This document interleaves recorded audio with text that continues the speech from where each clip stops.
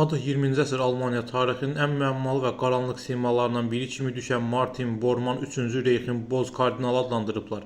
Bormann Adolf Hitlerin ən yaxın silahdaşlarından biri olub. Nasist partiyasının kargüzarlıq rəhbəri, eyni zamanda Hitlerin şəxsi katibi.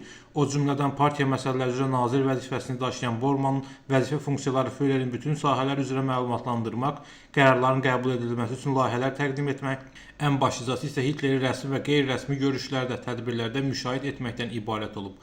Martin Bormann 1900-cü ildə Almaniyanın Hannover şəhərində anadan olub. 1918-ci ildə Bormann hərbi xidmətə çağırılaraq 1-ci Dünya müharibəsində iştirak edib. Ordudan təxris olunduqdan sonra o bir müddət kənd təsərrüfatı məhsulları satışı ilə məşğul olub.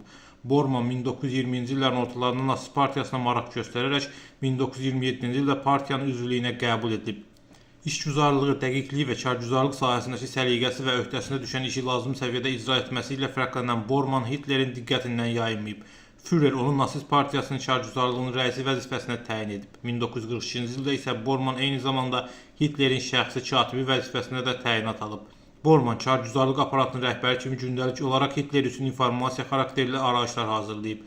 O baş verən hadisələrlə bağlı məlumatları Führerə elə mükəmməl şəkildə təqdim edib ki, Hitler həmin hadisələr haqqında ikinci bir mənbədən əlavə informasiya almağa ehtiyac duymayıb.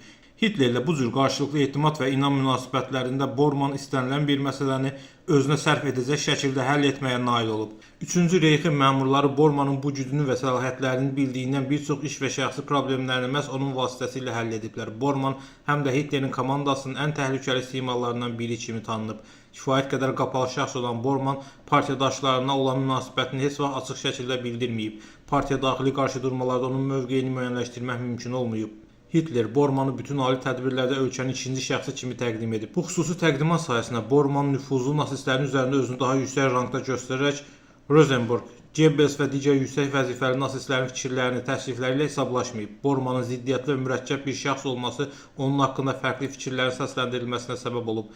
Bəzi araşdırmacıların qənaətinə görə Bormann 2-ci Dünya müharibəsindən Almaniyanın qələbəsindən sonra Hitleri devirmək hakimiyyətə gəlmək planları cızıb.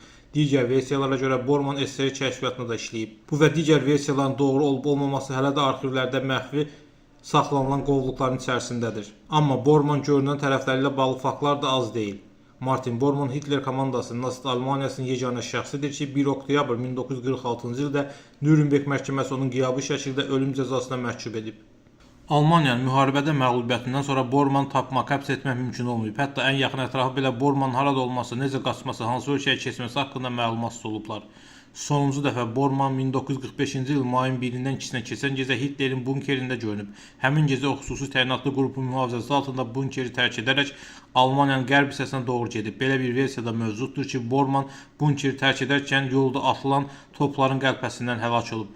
Amma fakt budur ki, Bormann nə özü, nə də meytədə keçib. Bormann haqqında elə bir məlumat da var ki, o bunkeri tərk edərkən Führerin otağında olan və Hitlerə məxsus olan 194 kiloqram qızıl və zinət əşyalarını da özü ilə götürüb. Bəziləri onun Argentinaya qaçmasını, bəziləri isə Amerika Birləşmiş Ştatlarında yaşadığını, digərləri isə Sovet kəşfiyyatının əli ilə onun SSR-yə keçməsi haqqında fikirlər irəli sürüblər. Hətta versiyaların birinə görə Bormann 1973-cü ilə qədər Moskvada yaşayıb. Beləliklə, boz kardinalın siyasi fəaliyyəti kimi sonluğu da müəmmalı yekunlaşıb. Qeyd edək ki, Bormann Sovet kəşfiyyatı ilə əməkdaşlıq etməsi bir neçə mənbədə qismən təsdiqlənib. Marshal Andrey Yermenko sonralar yazdığı memorandumunda Bormannın Sovet kəşfiyyatı ilə əməkdaşlıq faktlarını qeyd edib və Almanların məğlubiyyətindən sonra onun gizli şəkildə SSR-yə gətirilməsini də açıqlayıb.